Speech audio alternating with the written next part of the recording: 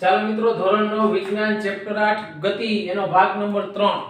જો આમાં બધી વ્યાખ્યાઓ જ કરવાની છે આ ચેપ્ટર ની અંદર, એટલે નવનીતના પ્રશ્ન નંબર 16 અને 17 એ બંનેનો સાર આ એક પ્રશ્નમાં આવે છે. કે તમારે આ પ્રશ્ન લખીને પાકો કરવાનો એ બંનેની જગ્યાએ. વેગ એટલે શું, સૂત્ર આપો, એકમ આપો, રાશિ જણાવો. ઝડપ એટલે શું જોયું. હવે ઝડપ દરેક પદાર્થની અલગ અલગ હોય છે, એટલે આપણે સરેરાશ ઝડપને મેળવી. ઝડપમાં માત્ર મૂલ્યની જરૂર પડતી હતી, દિશાની જરૂર નહોતી પડતી. હવે બરાબર છે, હું કામે ગતિ વધઘટ થાય છે તો એ પદાર્થ કઈ દિશામાં ગતિ કરે છે ને એ દિશા આપણે ધ્યાનમાં નહોતા લેતા. જો ઝડપની સાથે દિશા ધ્યાનમાં લેવામાં આવે ને તો આપણે એનો વેગ માપવો પડે. તો મિત્રો, વેગ એટલે શું, પહેલા સૂત્ર આપો. પહેલા આપણે સૂત્ર આપસી, સૂત્ર ઉપરથી બરાબર આપણે વ્યાખ્યા આપસી. સૂત્ર શું થશે વેગનું, તો કે વેગ બરાબર સ્થાનાંતરના છેદમાં સમય. જોજો કેટલો ડિફરન્સ છે. ઝડપનું સૂત્ર તો અંતરના છેદમાં સમય, વેગનું સૂત્ર છે સ્થાનાંતરના છેદમાં સમય. વ્યાખ્યા કેમ આપે મિત્રો, તો કે જો કોઈ ગતિમાન પદાર્થે બરાબર છે, જો ગતિમાન પદાર્થ એકમ સમયમાં કરેલા સ્થાનાંતરને વેગ કહે છે. મિત્રો, સ્થાનાંતરિત કરવાનું હોય, જ્યારે અંતર હોય ને કાપવાનું હોય, તો અમુક વસ્તુ કાપવાની હોય, અમુક વસ્તુ કરવાની હોય, અમુક વસ્તુ લગાડવાની હોય, તો વેગ છે ને એની અંદર સ્થાનાંતરના છેદમાં સમય. એટલે વ્યાખ્યા બોલાય, ગતિમાન પદાર્થે એકમ સમયમાં કરેલા સ્થાનાંતરને વેગ કહે છે. હાલો મિત્રો, હવે એના પરથી એનું સૂત્ર બરાબર એકમ આપીએ. તો કે વેગનો એકમ શું થશે, તો કે સ્થાનાંતરનો એકમ આપણે શેમાં લઈશું, તો કે સ્થાનાંતરનો એકમ મીટર એટલે સ્મોલ m. સમયનો એકમ, તો કે સમયનો એકમ આપણે સેકન્ડ લઈ છીએ, સેકન્ડ એટલે સ્મોલ s છે. તો વેગનો એકમ શું થાય, તો કે વેગનો એકમ મીટર પ્રતિ સેકન્ડ, એટલે કે આમ લખાય m ની s - 1, કારણ કે કાઈનો લેખ ઘાત ઉપર જાય એટલે માઈનસ થઈ જાય. વેગની સંજ્ઞા, ઝડપની સંજ્ઞા, બંનેની સંજ્ઞા v છે. આપણે બધાને ખબર છે, અહીં ઝડપ અને વેગની સંજ્ઞા બે એક જ લઈ છે, સંજ્ઞા v લઈએ છીએ. આ ખાસ ધ્યાન રાખજો. બીજા નાના મોટા એકમો જોઈએ. બીજા મોટા એકમ તરીકે આપણે મિત્રો શું લઈએ છીએ, તો કિલોમીટર પ્રતિ અવર. મિત્રો, કિલોમીટર પ્રતિ અવર ને આ રીતે લખાય km h ની -1. અને હજી એનાથી નાનો એકમ લઈએ, નાનો એકમ હજી તો સેન્ટીમીટર પ્રતિ સેકન્ડ, એટલે આમ લેવાય સેન્ટીમીટર s ની -1. તો આ રીતે મિત્રો એના ઘણા બધા એકમ છે, પણ સર્વ સ્વીકૃત એકમ થશે મીટર પ્રતિ સેકન્ડ. આપણે દાખલા ગણસી ત્યારે એકમ જો આમાં ક્યાંય હશે કિલોમીટર પ્રતિ અવર, સેન્ટીમીટર પ્રતિ સેકન્ડ, તો આપણે મીટર પ્રતિ સેકન્ડમાં લઈ જવું પડશે. હવે આ કેવી રાશિ છે, તો બધાને ખબર છે રાશિનો પ્રકાર કયો છે, તો કે આને દર્શાવવા મૂલ્યની અને દિશા બંનેની જરૂર પડે છે. વેગને દર્શાવવા માટે મૂલ્ય ઉપરાંત દિશાની જરૂર પડે છે. મૂલ્ય ઉપરાંત દિશાની જરૂર પડે છે. તેથી તે કઈ રાશિમાં આવશે, તો મિત્રો તે સદિશ રાશિ છે. જ્યારે ઝડપ કેવી રાશિ હતી મિત્રો, એ અદિશ રાશિ હતી. એમ માત્ર મૂલ્યની જરૂર પડતી હતી, કારણ કે અંતરને દર્શાવવા માટે, દિશાને, સ્થાનાંતરને દર્શાવવા તો દિશાની જરૂર પડે. એટલા માટે આ બરાબર છે સદિશ રાશિમાં આવે. તેથી વેગ શેમાં આવે, તો સદિશ રાશિમાં. તો મિત્રો, પ્રશ્ન 16 અને 17 ની જગ્યાએ તમારે આ પ્રશ્ન ફેરબુકમાં લખવાનો અને પાકો કરવાનો છે. મિત્રો, પ્રશ્ન 18, જેમ ઝડપ આવ્યું પછી સરેરાશ ઝડપ આવ્યું, એમ હવે વેગ આવ્યું, સરેરાશ વેગ આવે. સરેરાશ વેગ એટલે શું, સૂત્ર આપો, એકમ આપો, રાશિ જણાવો. આ રીતનો પ્રશ્ન પૂછાશે તો તમારે પહેલા સૂત્ર આપવાનું છે કોઈ પણ વસ્તુને, એના ઉપરથી આપણે વ્યાખ્યા આપશી. સરેરાશ વેગની સંજ્ઞા શું થાય, કૌંસમાં લખું છું VAV. V એટલે વેગ અને AV એટલે એવરેજ. સરેરાશ વેગ બરાબર શું થાય, પદાર્થે કરેલ કુલ સ્થાનાંતર છેદમાં તે માટે લીધેલ કુલ સમય. તો મિત્રો, આના પરથી વ્યાખ્યા આપી કેમ અપાય, જો સૂત્ર યાદ રાખવાનું. સરેરાશ વેગ એટલે પદાર્થે કરેલું કુલ સ્થાનાંતર છેદમાં તે માટે લીધેલ કુલ સમય. તો વ્યાખ્યા આ રીતે અપાય, આપણી રીતે લખવાનું છે. પદાર્થે કરેલ કુલ સ્થાનાંતર અને તે માટે લીધેલ કુલ સમયના ગુણોત્તર એટલે ભાગાકાર ગુણોત્તરને સરેરાશ વેગ ની સંજ્ઞા લખું છું VAV, અથવા તો મિત્રો V બાર ઉપર બોલાય કહે છે, અથવા જે એક સંજ્ઞા છે આમે કહેવાય. આ રીતે આ બધી સરેરાશ વેગની સંજ્ઞાઓ છે. તો સરેરાશ વેગની વ્યાખ્યા આપી દીધી આપણે, બરાબર છે. એનો એકમ શું થાય તો કે એકમ એ બરાબર ઈ થશે. શું એકમ થશે તો એનો એકમ બરાબર છે વેગનો એકમ છે એ જ મીટર પ્રતિ સેકન્ડ એટલે m ની s - 1. બીજો એકમ અથવા કરી લખવું હોય તો આ રીતે એકમ થાય કિલોમીટર પ્રતિ અવર અથવા તો km h ની -1. અથવા કરી હજી લખવું હોય તો સેન્ટીમીટર પ્રતિ સેકન્ડ સેન્ટીમીટર s ની -1. મિત્રો આ બરાબર છે વ્યાખ્યા થઈ એકમથી સરેરાશ વેગ. હવે એના પછી જોઈએ રાશિ, તો રાશિ કઈ હશે મિત્રો તો એમાંય મૂલ્ય અને દિશા બંનેની જરૂર પડે છે. સરેરાશ વેગને દર્શાવવા માટે મૂલ્ય અને દિશા બંનેની જરૂર પડે છે. મૂલ્ય ઉપરાંત દિશાની જરૂર પડે છે, ઉપરાંત દિશાની જરૂર પડે છે. તેથી સદિશ રાશિ છે. તેથી કઈ રાશિમાં આવશે તો કે સદિશ રાશિ છે. મિત્રો અહીંયા સરેરાશ વેગનું મૂલ્ય અને દિશા સ્થાનાંતર ઉપર આધાર રાખે. હવે સ્થાનાંતર એ પ્રારંભિક સ્થાનથી પદાર્થ અંતિમ સ્થાને કેટલા વળાંકોથી પહોંચ્યો એ જોવાનું નથી. આપણે માત્ર પ્રારંભિક સ્થાન અને અંતિમ સ્થાન બંનેનો જ આધાર રાખવાનો છે. એ કેટલા વળાંકોથી પહોંચે એ જરૂરી નથી.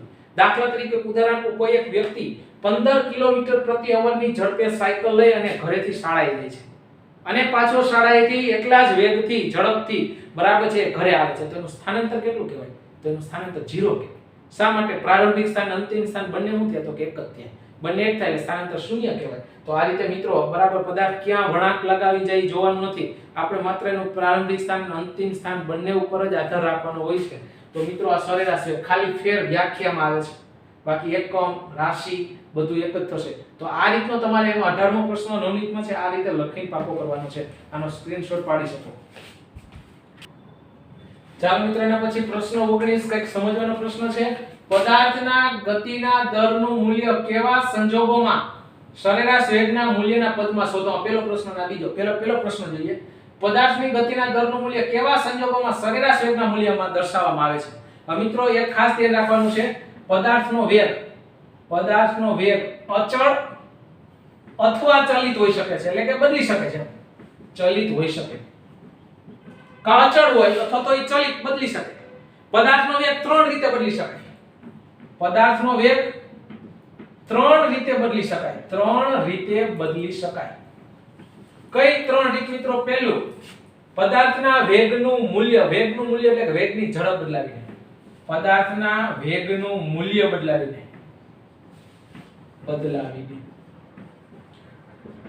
ગતિની ઝડપ બદલાવીને.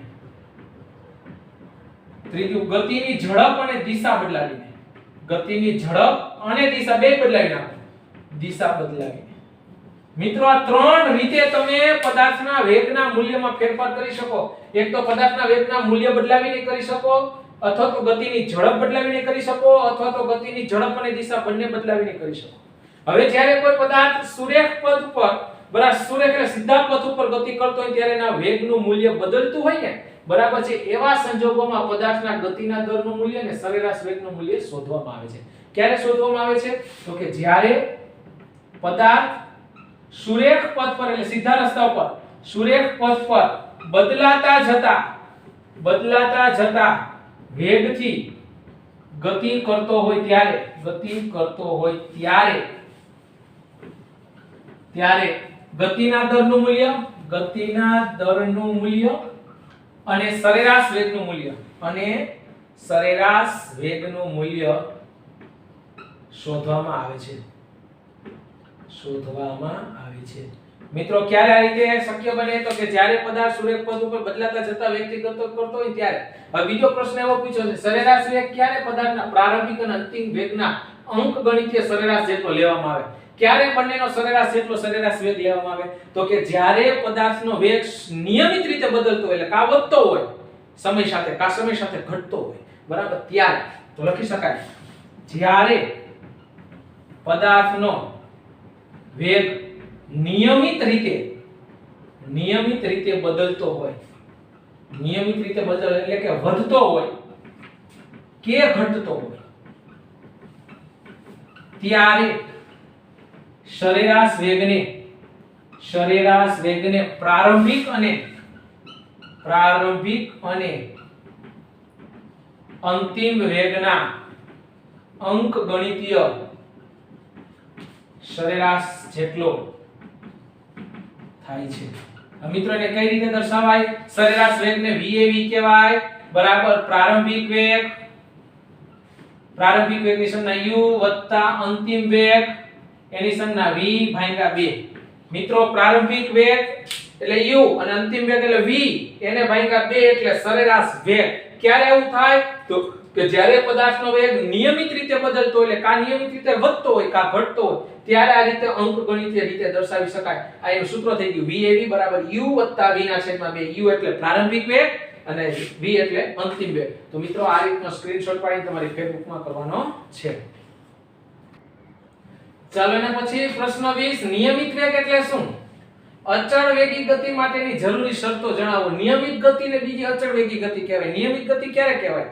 તો જેમ આપણે નિયમિત ઝડપ જોઈ તેમ નિયમિત બરાબર વેગ એટલે શું? તો કે જ્યારે કોઈ ગતિમાન પદાર્થનો વેગ સમયની સાથે અચળ જળવાઈ રહેતો, અચળ એટલે એક સરખો જળવાઈ રહેતો હોય ને ત્યારે એને નિયમિત વેગ અથવા તો અચળ વેગ કહેવામાં આવે છે. તો લખાય જો ગતિમાન પદાર્થનો વેગ સમયની સાથે અચળ જળવાઈ રહે ત્યારે તે પદાર્થ નિયમિત વેગથી એટલે કે અચળ વેગી ગતિ કરે છે તેમ કહેવાય. મિત્રો નિયમિત એટલે એક સરખા સમયગાળા બધું એક સરખું, બરાબર છે, કા વધુ એક સરખું કા એક સરખું ઘટવું, બરાબર છે. તો જો કોઈ ગતિમાન પદાર્થનો વેગ સમયની સાથે બરાબર અચળ જળવાઈ રહે ત્યારે તે પદાર્થ નિયમિત વેગી અથવા તો અચળ વેગી ગતિ કરે છે તેમ કહેવાય. એ અચળ વેગી ગતિ માટેની બે શરત છે. અચળ વેગી ગતિ માટેની બે શરતો. ક્યારે અચળ વેગી ગતિ કરી શકે કોઈ પદાર્થ? ઈ શરત તો કે પહેલું બરાબર છે પદાર્થનો વેગ પદાર્થની ઝડપ સમયની સાથે બદલાવી ન જોઈએ ક્યારે, બરાબર છે. પદાર્થની ઝડપ અચળ રહેવી જોઈએ. પદાર્થની ઝડપ સમયની સાથે અચળ જળવાઈ રહે. એક ત્યારે જ્યારે જેમ સમય પસાર થતો જાય એની ઝડપ એટલી ને એટલી 50 ની સ્પીડ હોય તો 50 ની સ્પીડ જ રહે, બરાબર છે. સમયમાં ફેરફાર થાય તો બરાબર ઝડપમાં કઈ ફેરફાર ન થવો જોઈએ. તો પહેલી શરત આ પદાર્થની ઝડપ સમયની સાથે અચળ જળવાઈ રહેવી જોઈએ અને પદાર્થનો બરાબર છે જ્યારે વેગ હોય ત્યારે દિશા બદલતો ન હોવો જોઈએ. પદાર્થના વેગની દિશા બદલવી ન જોઈએ. એક જ દિશામાં સુરેખ પથ એટલે સીધા રસ્તા ઉપર જ ગતિ કરતા એમાં બરાબર વળાંકવાળો નહીં, બરાબર છે. વળાંકવાળો આવે તો એની સ્પીડ ઘટી જાય, વધઘટ થઈ જાય. એટલા માટે પદાર્થના વેગની દિશા ક્યારેય બદલવી ન જોઈએ અને પદાર્થનો ઝડપ સમયની સાથે અચળ જળવાઈ રહે. આ બે શરતો થાય ને તો જ પદાર્થ નિયમિત વેગથી ગતિ કરે તેમ કહેવાય. તો મિત્રો એની વ્યાખ્યા એની બે શરત. મોસ્ટ આઈમ્પી પ્રશ્ન 20મો. ચાલો તફાવત આપો. એના પછી 21મો પ્રશ્ન મોસ્ટ આઈમ્પી પ્રશ્ન ઝડપ અને વેગનો તફાવત. ઝડપ અને વેગનો તફાવત આપીએ તો આ રીતે તફાવત લખાય. ઝડપ તફાવતની રીતે લખાવો જોઈએ. ચાર મુદ્દા આપવાના. ઝડપ અને વેગનો તફાવત તો પહેલા તો બેનું સૂત્ર બરાબર ઈ તફાવતમાં આવે. ઝડપનું સૂત્ર છે અંતરના છેદમાં સમય. મિત્રો આ બે પ્રશ્ન જોઈએ અને તફાવત જોઈએ છે. વેગનું સૂત્ર છે મિત્રો સ્થાનાંતરના છેદમાં સમય. આ બેનો ડિફરન્સ. આ પહેલો તફાવત. બીજો તફાવત વ્યાખ્યાને આધીન આપી શકાય. વ્યાખ્યા કેમ અપાય? ગતિમાન પદાર્થે એકમ સમયમાં કાપેલા અંતરને ઝડપ કહેવાય. ગતિમાન પદાર્થે એકમ સમયમાં કાપેલા અંતરને ઝડપ કહે છે. એ રીતે મિત્રો સ્થાનાંતર કોને કહેવાય? તો કે ગતિમાન પદાર્થે એકમ સમયમાં કરેલા સ્થાનાંતર, જો સ્થાનાંતર કરવાનું, કરેલા સ્થાનાંતરને વેગ કહે છે. મિત્રો ડિફરન્સ કેટલો? અંતર કાપવાનું એનામાં સ્થાનાંતર કરવાનું. એટલે પહેલા સૂત્ર લખાય એના પરથી વ્યાખ્યા, એટલે બે તફાવત થઈ ગયા. ત્રીજો તફાવત ઝડપનું મૂલ્ય ધન અથવા શૂન્ય હોઈ શકે, ક્યારે ઋણ ન હોય. કારણ કે અંતર ક્યારે ઋણ નથી હોતું એટલે ઝડપ ક્યારે ઋણ હોય નહીં. શૂન્ય અથવા તો ધન હોય. જ્યારે વેગની વાત કરું, વેગનું મૂલ્ય ધન, શૂન્ય અથવા ઋણ હોઈ શકે છે મિત્રો. ઋણ હોઈ શકે. હું કામ એ? કારણ કે સ્થાનાંતરનું મૂલ્ય ઋણ થાય એટલે વેગનું મૂલ્ય ઋણ થાય. ઝડપને દર્શાવવા માટે માત્ર મૂલ્યની જરૂર પડે છે, બરાબર, દિશાની જરૂર પડતી નથી. આને મૂલ્ય ઉપરાંત દિશા બંનેની જરૂર પડે છે એટલે એના બેનું ભેગું કરીને લખાય ઝડપ અદિશ રાશિ છે.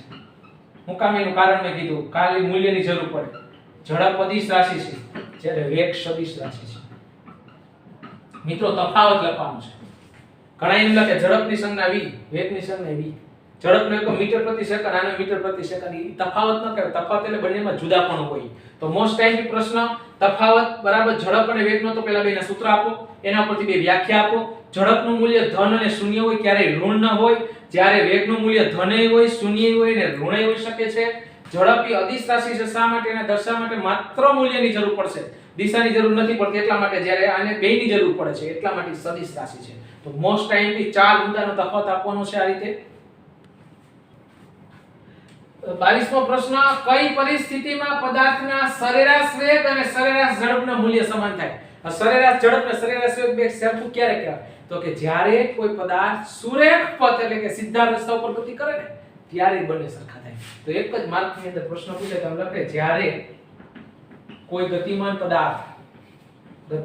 પદાર્થ સુરેખ પથ પર ગતિ કરે, સુરેખ એટલે સીધો, સુરેખ પથ પર ગતિ કરે ત્યારે તેના સરેરાશ વેગ અને સરેરાશ ઝડપ ના મૂલ્ય સમાન થાય. મિત્રો ક્યારે સમાન થશે? તો કે જ્યારે કોઈ પદાર્થ સુરેખ પથ સીધા રસ્તા ઉપર ગતિ કરે ત્યારે. એના પછી મોસ્ટ ટાઈમ પ્રશ્ન, વાહનનું ઓડોમીટર શું માપે છે? આપણે આ વાહનની અંદર ઓડોમીટર હોય, બરાબર. ઈ પદાર્થે કાપેલું અંતર, બરાબર, યાદ રાખજો. પદાર્થે કાપેલ અંતર માપે છે કે પદાર્થ કેટલા કિલોમીટરનું અંતર કાપ્યું, બરાબર. એ ટૂંકમાં વસ્તુ, બરાબર, વાહને કેટલા કિલોમીટરનું અંતર કાપ્યું એ ઓડોમીટર દર્શાવે. વાહને કાપેલ, પદાર્થ ન લખો તો વાહને કાપેલ અંતર, વાહને કાપેલું અંતર. અને સ્પીડોમીટર બીજો આવે, સ્પીડોમીટર સ્પીડ દર્શાવે, 60 70 80 90 100 ઈ સ્પીડોમીટર કહેવાય. અને તમારા ગાડીની અંદર ઓડોમીટર હશે કે આ ગાડી 55000 કિલોમીટર આવેલી, 156,000 કિલોમીટર આવેલી, એ વાહને કાપેલું અંતર ઈ ઓડોમીટર દર્શાવે અને સ્પીડોમીટર સ્પીડ દર્શાવે. યાદ રાખજો આ બે. પ્રશ્ન 24, જ્યારે કોઈ ગતિમાન પદાર્થ નિયમિત ગતિ કરતો હોય ત્યારે તેનો ગતિપથ કેવો હોય? હમણાં જ વાત કરી, નિયમિત ગતિ કરતો હોય, બરાબર છે, એટલે એનો નિયમિત ઝડપ થઈ, સરેરાશ ઝડપ. તો જ્યારે કોઈ પદાર્થ નિયમિત ગતિ કરતો હોય ને ત્યારે તેનો ગતિપથ કેવો દેખાશે? તો કે સુરેખ દેખાશે. ગતિપથ કેવો દેખાશે? તો કે સુરેખ દેખાશે. તો મિત્રો આ રીતે સુરેખ એટલે સીધા રસ્તા ઉપર બરાબર ગતિ કરતો છે. તો પ્રશ્ન 22, 23 અને 24. 25મો જે પ્રશ્ન છે એ દાખલા છે. દાખલા આપણે લાસ્ટ કરવાના છે. તો અહીંયા લગીને આજે તમામ પ્રશ્નો લખીને ફેસબુકમાં પાકા કરવાના છે.